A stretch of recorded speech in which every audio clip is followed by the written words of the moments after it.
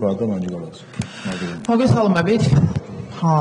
ზუსტად ახლობით დღეზე მეტი გავიდა მას შემდეგ რაც თქვენ ჯერ მწვანე ღილაკი გამოიყენეთ რუსულ კანონზე, შემდგომ წითელი, თუმცა არ შეაჩერეთ ის პროპაგანდა, რომელიც საფრთხეს უქმნის ჩვენს ქვეყანას.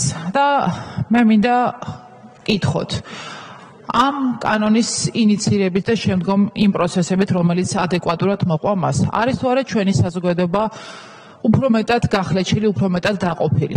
თუ საუბრობთ პოლიტიკურ პოლარიზაციაზე, ავლენთ თუ არა თქვენ პოლარიზაციის ნიშნებს უკვე საზოგადოებაში იმით, რომ ყოფთ ადამიანებს მოსაზრებების მიხედვით და სიძულვილის ენის გამოყენებით რეპრესიების დაანონსებას ახდენთ. დასავლეთში გაქვთ თუ არა მეტი ნდობა თუ მეტი დაბრკოლება და უფრო მეტად გაქვთ თუ არა ჩატეხილი ხიდი ჩვენს დასავლელ პარტნიორებთან, მაშინ როდესაც ქვეყანა ელოდება კანდიდატის სტატუსის მიღებას. და კიდევ ერთი, გაქებთ თუ არა კიდევ უფრო მეტად კრემლი თქვენ, როდესაც ჩვენ ვხედავთ, როგორც ლავროვის განცხადებებს, პესკოვის, რომ არაფერი აღარ თქვათ რუსი პროპაგანდისტების სალავოვის და სიმონიანის და კიდევ უფრო შემაშფოთებელია ის, რომ დე-ფაქტო ოკუპირებული რეგიონების ლიდერების კი გიწონებენ თქვენს აქციელს. და ამასთან მიმართებაში რაღაც თქვენი აღშფოთება და თქვენი გაბრაზება მე არ მომისმენია. იქნებ მიპასუხოთ, თუ ლაპარაკობთ ქვეყნის ეროვნულ ინტერესებზე, რომელიც თქვენ კიდევ ერთხელ საფრთხის წინაშე დააყენეთ, რატომ არ ქონიათ პოზიცია მაშინ, როდესაც ოკუპირებული აფხაზეთის ლიდერი იყო კრემლში ჩასული, იქიდან მინსკში წავიდა, გადაფრინდა და შეხვდა ლუკაშენკოს და ამაზე პოზიცია თქვენ არ ქონიათ. იქნებ მიპასუხოთ, როდესაც ცხინვალის ოკუპირებული რეგიონის დე-ფაქტო პრეზიდენტი ჩავიდა კრემლში, რატომ არ ქონიათ ამასთან მიმართებაში პროტესტის განაცხადი მაინც თუ ლაპარაკობთ, რომ თქვენი ინტერესია ქვეყნის ეროვნული ინტერესია, ტერიტორიული მთლიანობა და სუვერენიტეტი და თქვენ არ დაუშვებთ რუსეთის აგრესიას და მშვიდობას იცავთ ქვეყანაში, როგორც გინდათ ეს წარმოაჩინოთ.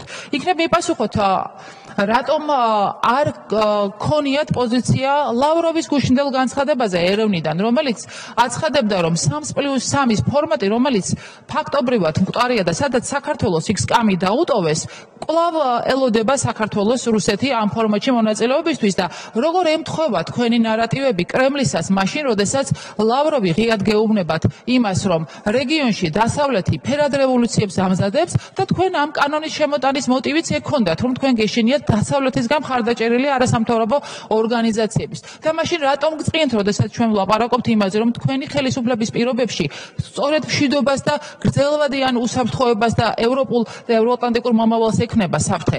რა არის ეს მეორე ფრონტი, თუ არა რუსული პროპაგანდა, რომელსაც ესე ეფექტიანად იყენებს დასაშინებლად აფხაზეთის და ცხინვალის რეგიონში მოსახლეობა, ისევე როგორც თქვენს წინააღმდეგ და ჩვენი მოსახლეობის წინააღმდეგ. იქნებ გამახსენოთ, როდის გახსენდებათ ოპოზიციური პარტიების მხრიდან იმ საერთაშორისო ვალდებულების გადახედვის განაცხადი, რითიც ჩვენ დეოკუპაციას მხოლოდ და მხოლოდ მშვიდობიანად ვაკეთებთ.